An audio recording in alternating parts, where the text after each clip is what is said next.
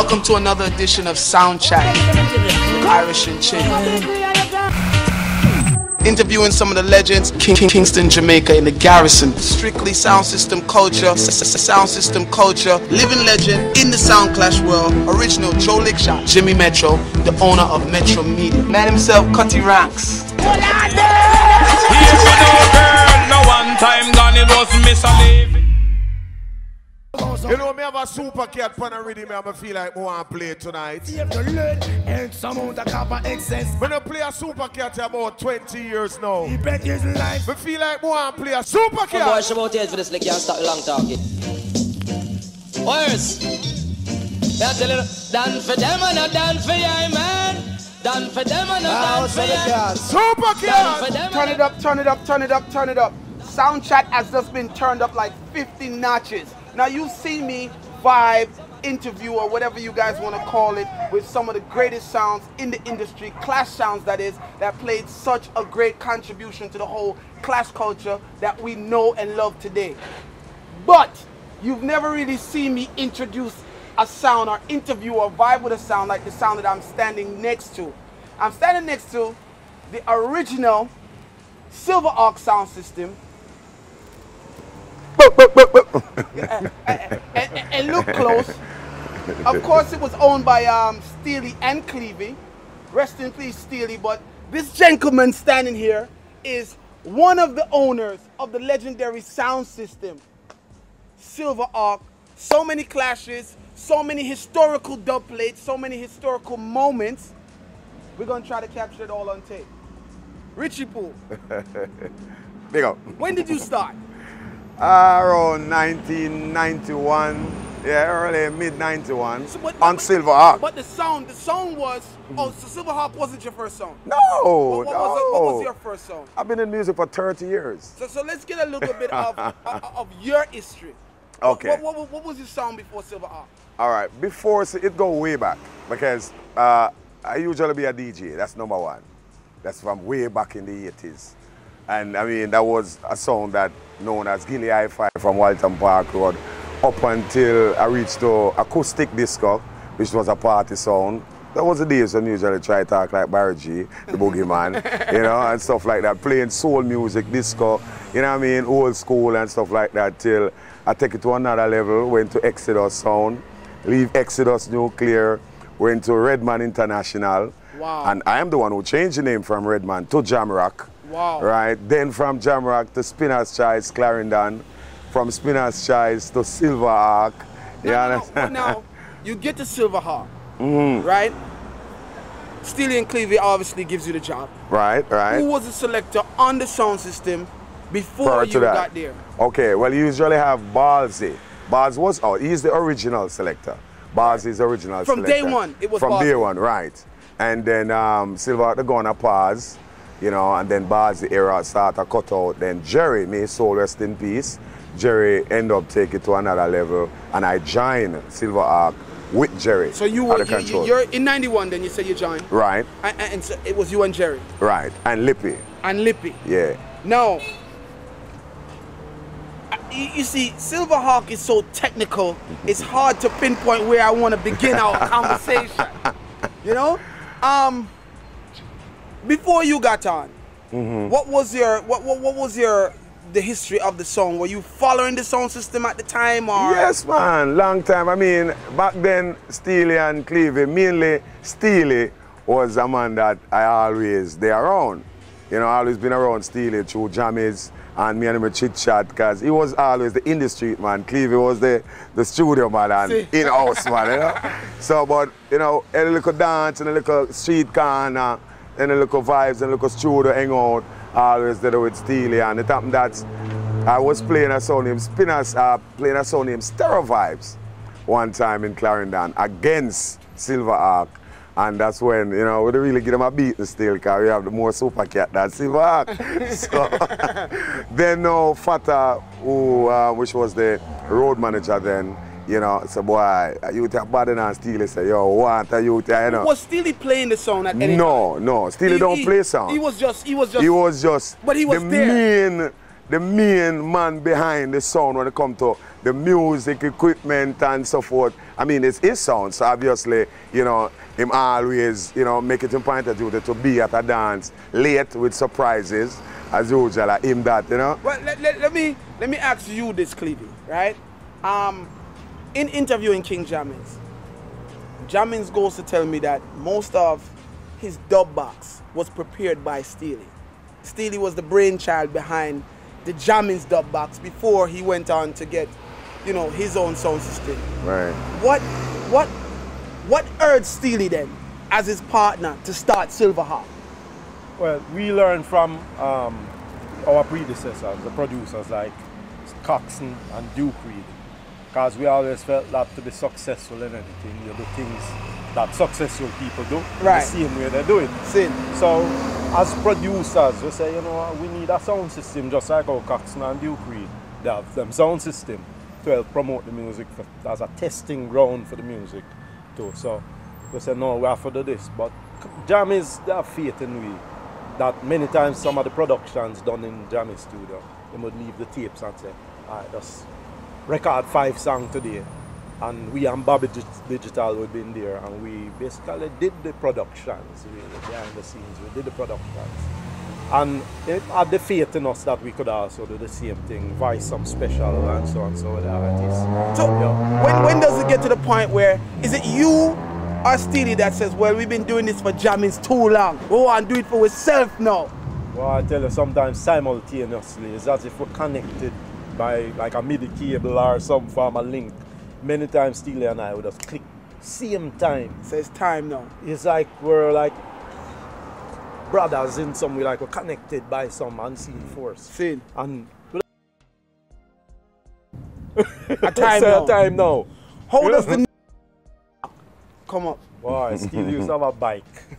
2 of us used to ride on the bike, go down to Jammys. I used to hold the equipment under my arm. Keyboard and all that thing. Steely ride the bike. And I stopped riding on it one day when it took a corner too close and I almost ripped my leg off. So, we love the bike. Apart from that, Steely was a comic fanatic. Marvel comics and cartoons. He used to come up to my house and watch cartoons. And there was a cartoon called Silverhawk as well, the Silverhawks. The bike was called Silverhawk and the comic. So two of the things that he loved. Yeah, 2 of the things he loved. And we would say, you know what, that is the name, you know, Silverhawk. Mm-hmm. You know, the bike was, you know, the main factor, I think, even more so than the cartoon. Because every day we were on that bike, riding the bike. Now, ride the rhythm on Silverhawk. Yeah. So, what was the beginning stages of developing the sound system like? Was it a quick thing? Were you able to rise Silverhawk overnight musically, or was it a process that, you know?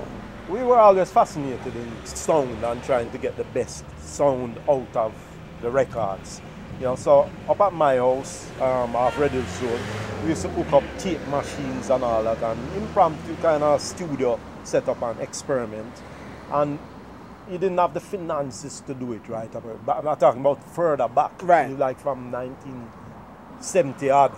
You know, we were fascinated about that. But so when Steely joined the Roots Radix band and started traveling, it put him in a position where he could now start buying equipment, you know, and it started there. I mean, start buying 1 and 2 things and so on until it grew and grew and grew. From small boxes. What was the sound system at the highest point of Silverhawk? Mm-hmm. What was the size of the physical sound system itself? 3 column, 4 column, 2 column?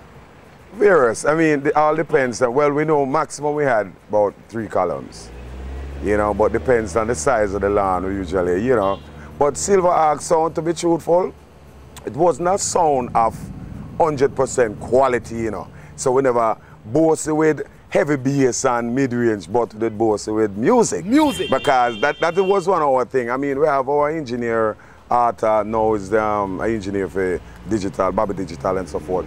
But then we make sure the sound system sound good and sound as how we wanted it to sound, you know, so that the music can come out clear. But we wasn't big and bold and heavy and with quality. We say, well then, yes, Silverhawk has the best sound system, you know, our sound system. We just have a sound where we know, so well, yeah, when we play or don't play it, when we play a drop tune, people feel it. So we were all into music. I want to cut in here still. Steely grew up in 12 tribes of Israel. Right. They never have dreads on, but we grew up where I used to play in 12 tribes back and thing. We are Bible people. See. We know the story about David and Goliath. You know? So that little sound could kill the giants. Anything, right? Anything. So take it from that standpoint. So, let's talk about what the song was known for. The dub box. Correctly. The collection. Can you remember the first artist that you voiced on dubplate for Silver Ark?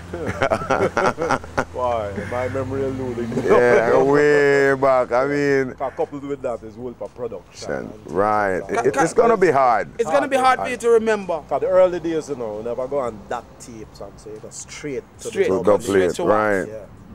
Yeah. And it was so much. It was so many dubplate cutting then for start the sound system, to my knowledge. So it's like for Pink Pine saying, well, and you know, is that artist or so what was happening before you got on with Silver Ark? I know you know the history of it from day on. I know that Silver Ark was playing, stopped playing, started playing back again. And all that. All right. Yeah. What really happened was that, you know, there was a little controversy within the Silver Ark camp and selectors. So it started to have a little breakdown, you know, with Balls, he went away, you know, Jerry take it over, and, you know, Steele was uncomfortable with certain situations, so he decided, you know, to park the sound a little. Well, most people think that why Silver Ark did park then was because Kilimanjaro killed Silver Ark at Skateland. That was a little politics thing. You know? Let's talk about the Kilimanjaro, because that's the famous clash. Right. That's the clash that Ninja Man took part in. Right. Yeah, it's probably one of the top, I would say in one of the top 20 cassettes of all times as far as the clash goes, right? All right. To my knowledge, I can tell you to my knowledge where that dance is concerned. It was an unfair situation because Silver Ark didn't get the privilege to play back to defend themselves. It was courtesy of the promoter, which I think it was Jingles then, right? In Skateland decided, listen, nobody play again for the night. So Silver Ark never really get a chance after Jaro respond to Silver Ark with the live artists, Ninja Man and so forth. So Silver Ark never really get a chance to defend himself. That was when Steely decided, say, you know what? If them say we're dead, load it. You know what I mean? And well, it's a long story because Silver Ark usually based at Skateland, you know. That was the home of Silver Ark, you know. A lot of people didn't know that. During that period of time, Silver Ark usually stayed there because it usually play at Skateland. Who are some of the sound systems prior? Because if this clash with Silver Ark and Jar was so massive in Skateland, it would more than likely would mean that Silver Ark was chawing iron up to that point. Who were some of the songs that Silver Ark was clashing before that point? Can you tell me that? Yeah, man. Some of the victories before that. Well, I mean, you have Stone Love Classic. Stone Love Silver Ark is the next classic. Stone Love Classic, Exodus. You know, I mean, Exodus come down in the 90s part, I hate, but like in the 80s, to my knowledge, you know. Classic, because I've done my research. Yeah. And Classic, Blackstone. You know, remember a big dance, one of the biggest dance for a lot of people. I don't think most people remember this dance was a clash out by East Windward Road. And Bars was playing the sound also, you know, when we have a super cat tonight, sound boy, there's no peace in the East and all of that. So it was a clash with Classic and Blackstone, and I think it was those two sound and Metrometer. So all of them sound to feel the hands of Silver Ark then, you know what I mean?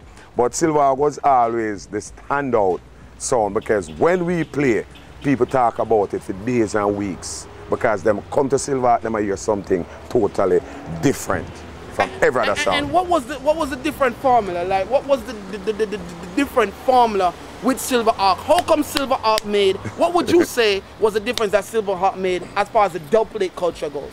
Well, we always try to originate. We don't copy because we don't listen to our next sound dubplates. We don't. The only time we do get a chance to listen to a sound dubplate is maybe when I'm gonna play a cassette or so forth, or we're in our dance or we end up hear them playing. But really and truly, we don't really listen to people, other guys. So what we do now is just kick back on the ends, hold our vibes, and just meditate on certain songs. And the lyrical content of Silver Ark dubplates mean a lot. It means a lot. We don't just cut the plate. No artist can just go to studio and just say, yo, my voice too tune for Silver. No, we don't take that. We don't work them way there. We have to dip on spot and make sure the dub plate them properly done. Apart from that, you know, as producers, we at that time were working with artists like Billy Ocean and Jimmy Cliff and all those people. Right. Super Cat no other and sound had that privilege, right. So we seized the opportunity. Still is a man never itch. The minute the opportunity arises, the door open. Yeah, you don't know when it closed. We say, Billy Ocean never know what a special was. Right. So we teach him about special and make him record a special. Special. So, now only Billy, a lot more artists didn't want to do special. Jimmy Cliff and all those gentlemen never really Bunny Wheeler. We were the original culture and all them artists. So we took specials on another level. That's exactly what I was trying to say. Is it safe to say that Silverhawk comes in now and you voiced the regulars, but also you went for the artists that were unreachable. Correctly. The artists that people thought were not even willing to do a dub plate. Right. As you said, the Bunny Wheeler. Right. Was Silverhawk the first song that Bunny Wheeler voiced for? Yeah, dub plate. Yes. Yeah. Jimmy Cliff. Yeah. Yes, Jimmy Cliff said. Online you can find it with Jimmy Cliff saying It's the first song. Yeah. Yep. Anybody else who claim to have one, it falls. That's fake. Fake. Yep. So with Silverhawk now, raising the bar and coming in with these quality dub plates from international acclaimed artists, right? How does it change the competitive arena? Well, you have to take it to a higher level now. I mean, you know, who can find them levels that have dub plates? You just have to back out and see out of So business. when you're playing with a Stone Love or an Inner City or a Bodyguard, the sounds of that time, right? How does that competition go now? What was Silverhawk or Steely the sound that we would come and say, yo, find this or lock off? Or how did you kill your competitors with this secret ammunition that only you had then? I mean, this is one of the things that we have done. We always try to prove to our competitors that you're not in our class. So most of the time, when we play, it's always amazing.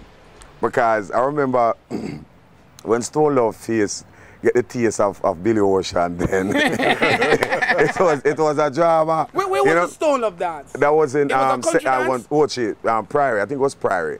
Yeah, in St. Anne's. Rory? Right. Yeah, man. Rory, Billy Slot, I was there, and Weepo, the whole army.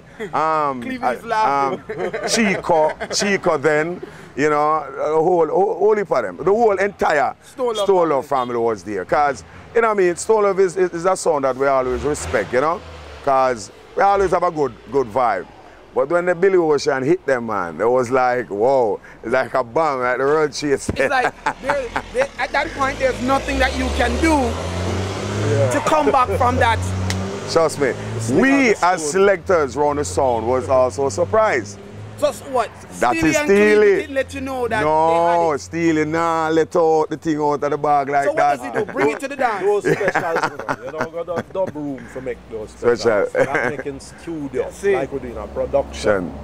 Yeah, and that is a surprise. I mean, you make it and take it. Them don't even know. Yep. We say, just play this. Play number one on the dub plate. You understand? Alright, so forth. Yeah, that was they it. Don't know what they're going to play. What was another dub plate that you were surprised by? When Steely just comes to the dance and say, yo, play this now. Yeah, man, whole heap of artists. I mean, when we have clashes, I remember one time when we were playing, I don't remember the dance, the specific dance, but Steely we came always a ride with our 3-4 dub plate and I'm coming at the dance.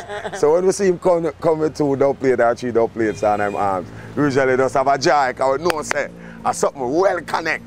You know what I mean? I would listen to him say, yo, make him go and play, know yourself. All right, our time now. Start with number 1. And we'll drop it, it's all a bujo.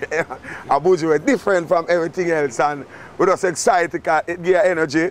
You know, knowing that, I mean, we surprised, not like so we don't know that the selection is going to be effective, you know, because anything Steely, give you and say, play. It always have a pull-up. Always. At no given time, him feel when him say, play number 1 or play number 3 on the dub plate. You understand? Always get a forward. So, you know, it was a thing that, you know, we enjoyed, because we like it. You know, we like the whole vibes of it, with Steely coming with surprises and so forth. This is where I want to ask the Jaro question. The rain is coming down. We're going to move inside. We're going to sit down and we're going to talk about, we're going to take it from the Jaro dance and beyond. No problem. All right, so good to we're go. going inside. We're going to talk about the legendary dance with Kilimanjaro versus Silverhawk. Those of you who are Clash collectors know what I'm talking about. It's Silverhawk playing doublets, Ninja Man live on Kilimanjaro, and most people say it was the demise of Silverhawk in the first era.